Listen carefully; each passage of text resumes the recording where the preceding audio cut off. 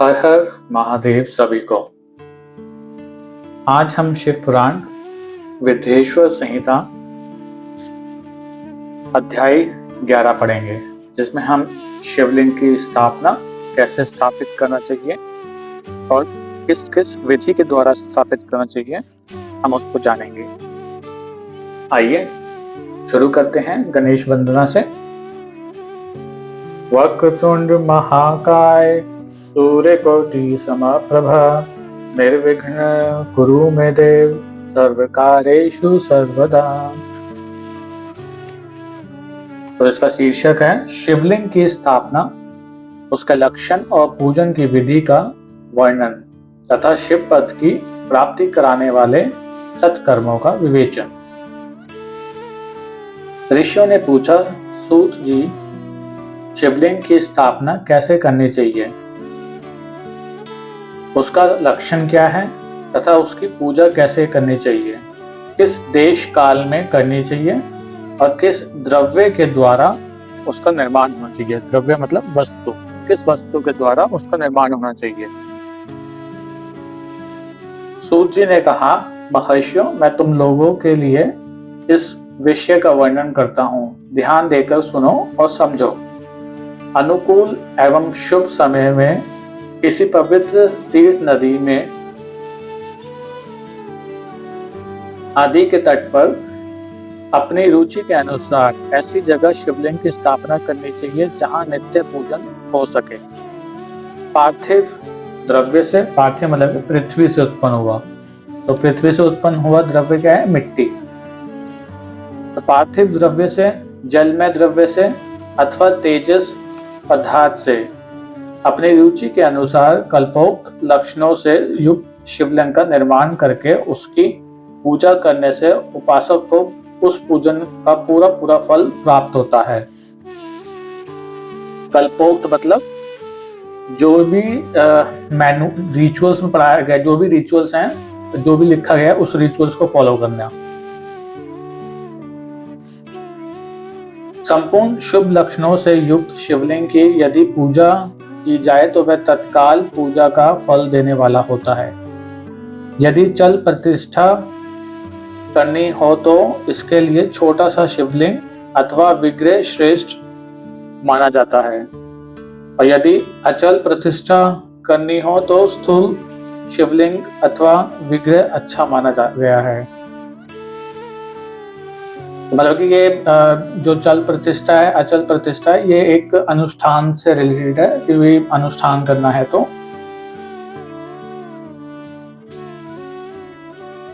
उत्तम लक्षणों से युक्त शिवलिंग की पीठ सहित स्थापना करनी चाहिए। शिवलिंग का पीठ मंडलाकार मतलब कि गोल, चौकोर, त्रिकोण अथवा खाट के पाये की भांति ऊपर नीचे मोटा और बीच में पतला होना चाहिए। ऐसा लिंग पीठ महान फल देने वाला होता है। पहले मिट्टी से, प्रस्तर आदि से अथवा लोहे आदि से शिवलिंग का निर्माण करना चाहिए। जिस द्रव्य से शिवलिंग का निर्माण हो उसी से उसका पीठ भी बनाना चाहिए। मतलब कि जिससे जो है शिवलिंग बन रहा है, जिस वस्तु से शिवलिंग बन रही है उसी से जो है उसका शिवलिंग का जो पीठ है, मतलब कि जैसे आपने शिवलिंग देखा होगा तो ऊपर जो है एक शिवलिंग होता है, देन वो किसी चीज पे टिका हुआ है, तो जो जिस चीज पे टिका हुआ है जो बेस है वो भी उसी वस्तु का होना चाहिए।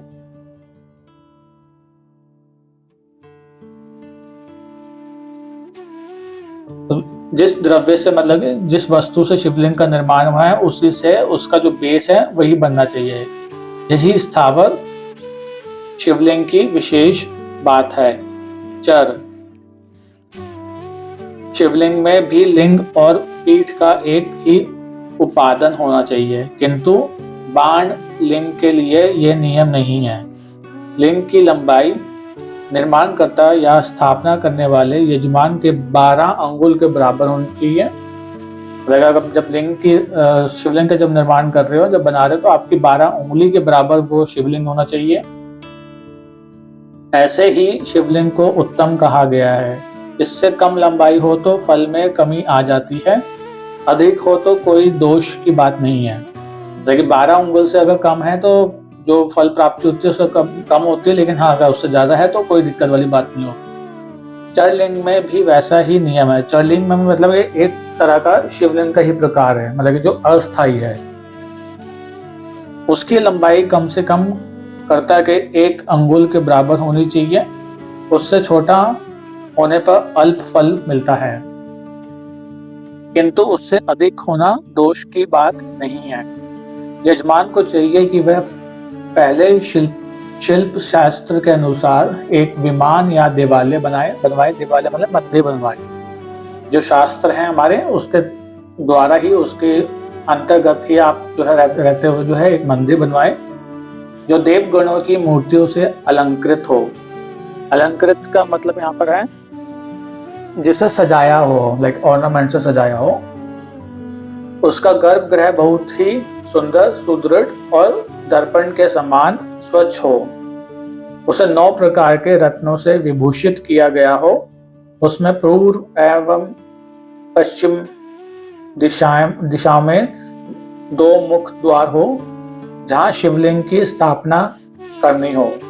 उस स्थान के गर्त में नीलम, लाल, वैदुर्य, श्याम, मरकत, मोती, मूंगा, गोमेद और हीरा, इन 9 रत्नों तथा अन्य महत्वपूर्ण द्रव्यों को वैदिक मंत्रों के साथ छोड़ें। सज्ञोजात आदि 5 वैदिक मंत्रों द्वारा शिवलिंग का 5 स्थानों में क्रमशः पूजन करके अग्नि में हविष्य की अनेक आहुतियां दें और परिवार सहित मेरी पूजा करके गुरु स्वरूप आचार्य को धन से तथा भाई बंधुओं को मनचाही वस्तुओं से संतुष्ट करें। तो यहाँ पर सज्ञोजात का मतलब है कुछ ही समय जो पहले जन्म लिया हो जिसने, बाकी रिसेंटली जो चीजें होती हैं। और हविष्य का मतलब है हवन या यज्ञ में आहुति देने योग्य वाली जो सामग्रियां होती हैं। हविष्य मतलब कि जो यज्ञ में देने वाली जो सामग्री है उन्हीं को हविष्य कहते हैं। याचक को जड़, सुवर्ण, ग्रह एवं भू संपत्ति तथा चेतन गो आदि वैभव प्रदान करें। स्थावर मतलब स्थिर, स्टेबल।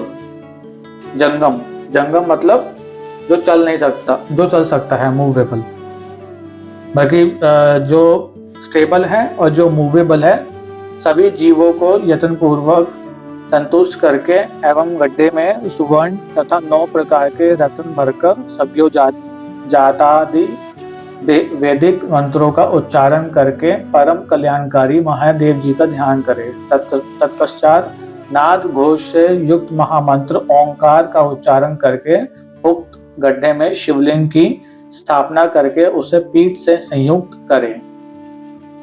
इस प्रकार पीठ युक्त लिंग की स्थापना करके उसे नित्य लेप दीर्घ काल तक टिके रहने वाले मसाले मतलब कि से जोड़कर स्थिर करें। इसी प्रकार वहां परम सुंदर वेद मतलब मूर्ति की भी स्थापना करें। सारांश यह है कि भूमि संस्कार आदि की सारी विधि जैसे लिंग प्रतिष्ठा के लिए कही गई है, वैसे ही मूर्ति प्रतिष्ठा के लिए भी समझनी चाहिए।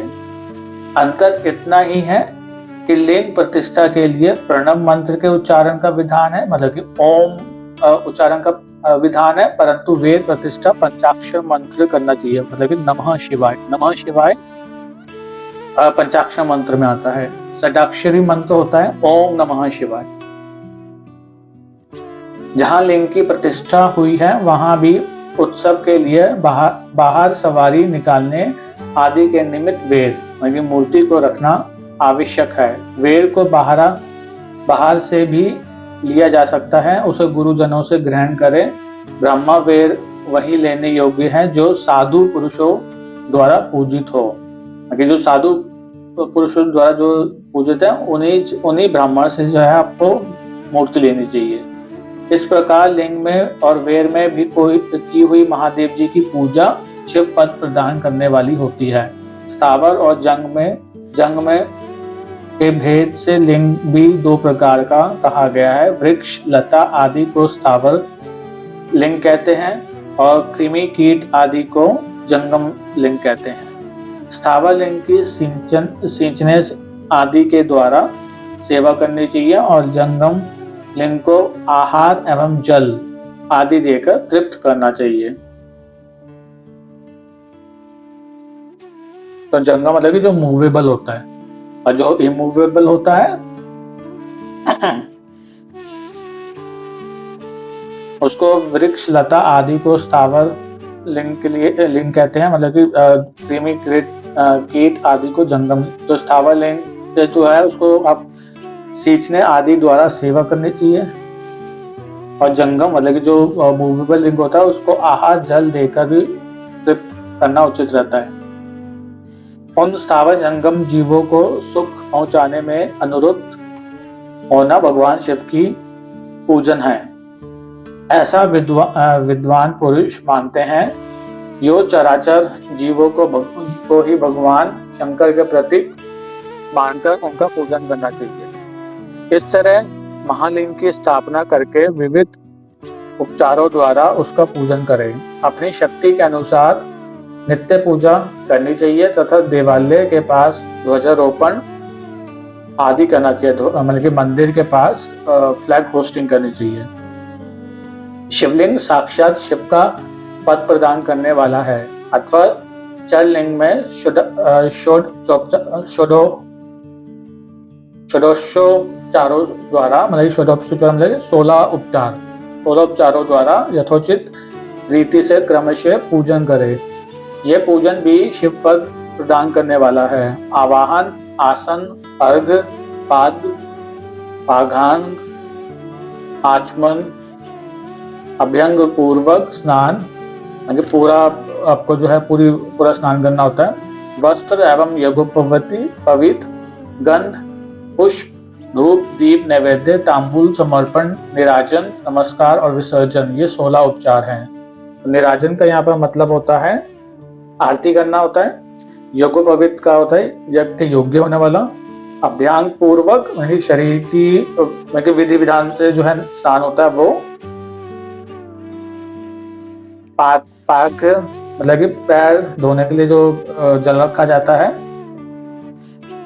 और पाघ्यांग आचमन मतलब कि पूजा पाठ से पहले जो जल के छोटे घूंट पीने की जो एक प्रक्रिया होती है।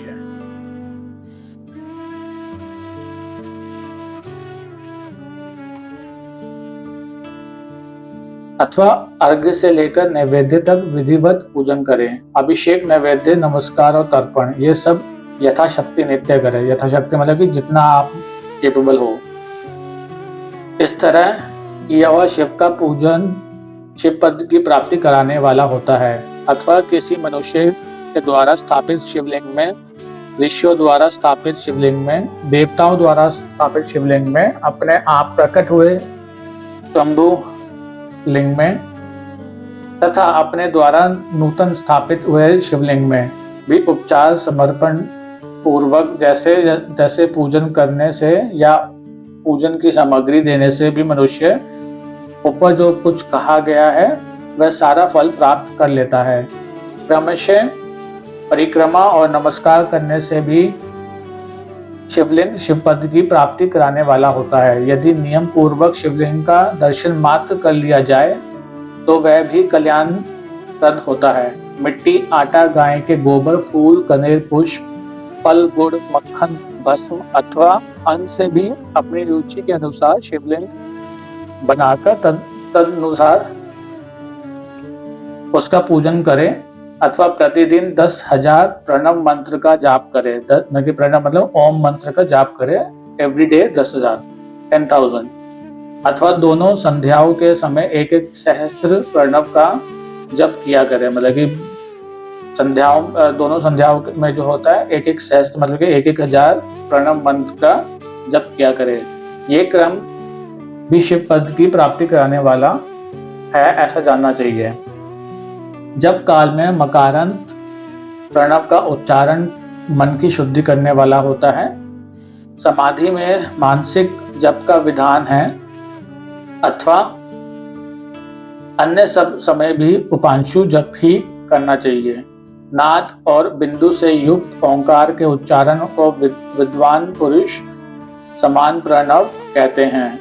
यदि प्रतिदिन आदत पूर्वक 10,000 पंचाक्षर मंत्र का जप किया जाए अथवा दोनों संध्याओं के समय एक एक सहस्त्र का ही जप किया जाए तो उसे शिव पद की प्राप्ति करने वाला समझना चाहिए। ब्राह्मणों के लिए आदि में प्रणव से युक्त पंचाक्षर मंत्र अच्छा बताया गया है।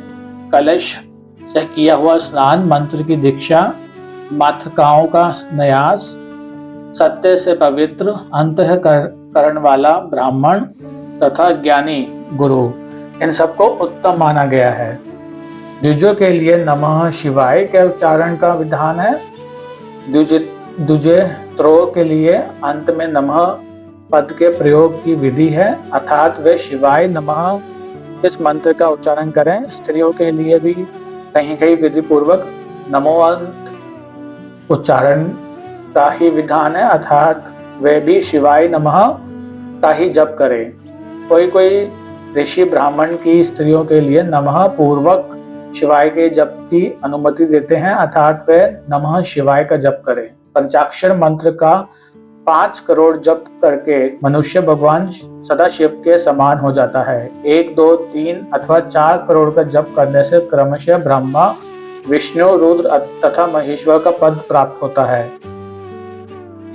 अथवा मंत्र में जितने अक्षर हैं उनका पृथक पृथक 1 लाख जप करें, अथवा समस्त अक्षरों का एक साथ ही जितने अक्षर हो उतने लाख जप करें। मतलब अगर 5 शब्द हैं तो 5 लाख जप करें, 6 शब्द हैं तो 6 लाख जप करें।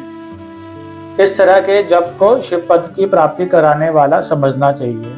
यदि 1000 दिनों में प्रतिदिन 1 सहस्त्र जप के क्रम से पंचाक्षर मंत्र का 10 लाख जप पूरा कर लिया जाए, मतलब ऑलमोस्ट 3 साल के अंदर अगर 10 लाख का जो जप है वो पूरा कर लिया जाए और प्रतिदिन ब्राह्मण भोजन कराया जाए तो उस मंत्र से अभीष्ट कार्य की सिद्धि होने लगती है। ब्राह्मणों को चाहिए कि वह प्रतिदिन प्रातःकाल 1008 बार गायत्री का जप करें। ऐसा होने पर गायत्री क्रमशः शिव का प्रदान करने वाली होती है। वेद मंत्रों और वैदिक सूक्तों का भी नियम पूर्वक जप करना चाहिए। वेदों का पारायण भी शिव पद की प्राप्ति कराने वाला है, ऐसा जानना चाहिए। अन्य जो बहुत से मंत्र हैं उनका भी जितने अक्षर हो उतने लाख जप करें। इस प्रकार जो यथाशक्ति जप करता है, मतलब कि अपने अकॉर्डिंग जितनी उनमें कैपेबिलिटी होती है, अगर उसके द्वारा वो जप करता है वह क्रमशः शिव पद मतलब कि मोक्ष प्राप्त कर लेता है। अपनी रुचि के अनुसार किसी एक मंत्र को अपनाकर मृत्यु पर्यंत प्रतिदिन उसका जप करना चाहिए, अथवा ओम इस मंत्र का प्रतिदिन 1 सहस्त्र जप करना चाहिए, मतलब 1000 जप करना चाहिए। ऐसा करने पर भगवान शिव की आज्ञा से संपूर्ण मनोरथों की सिद्धि होती है। जो मनुष्य भगवान शिव के लिए फुलवारी या बगीचे आदि लगाता है तथा शिव के सेवा कार्य के लिए मंदिर में झाड़ने, बुहारने आदि की व्यवस्था करता है, वह इस पुण्य कर्म को करके शिव पद प्राप्त कर लेता है। भगवान शिव के जो काशी आदि क्षेत्र हैं उनमें भक्ति पूर्वक नित्य निवास करें। वह जड़ चेतन सभी को भोग और मोक्ष देने वाला होता है। अतः विद्वान पुरुषों को भगवान शिव के क्षेत्र में आमरण निवास करना चाहिए। पुण्य क्षेत्र में स्थित बावड़ी, कुआ और पोखरे आदि को शिव गंगा समझना चाहिए। भगवान शिव का ऐसा ही वचन है, वहां स्नान, दान और जप करके मनुष्य भगवान शिव को प्राप्त कर लेता है। अतः मृत्यु पर्यंत शिव के क्षेत्र का आश्रय लेकर रहना चाहिए।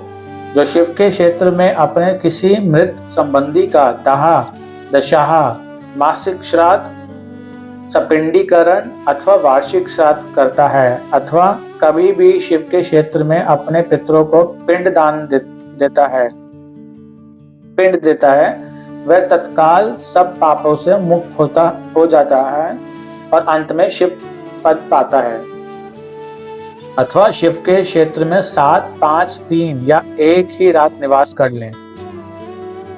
ऐसा करने से भी क्रमशः शिव पद की प्राप्ति होती है। लोक में अपने अपने वर्ण के अनुरूप सदाचार पालन करने से भी मनुष्य शिव पद को प्राप्त कर लेता है।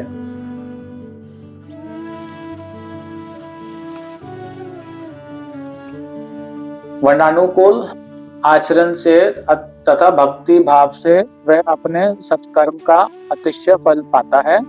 कामना पूर्वक किए हुए अपने कर्म के अभीष्ट फल को शीघ्र ही पा लेता है। निष्काम भाव से किया हुआ सारा कर्म साक्षात शिव पद की प्राप्ति करने वाला होता है।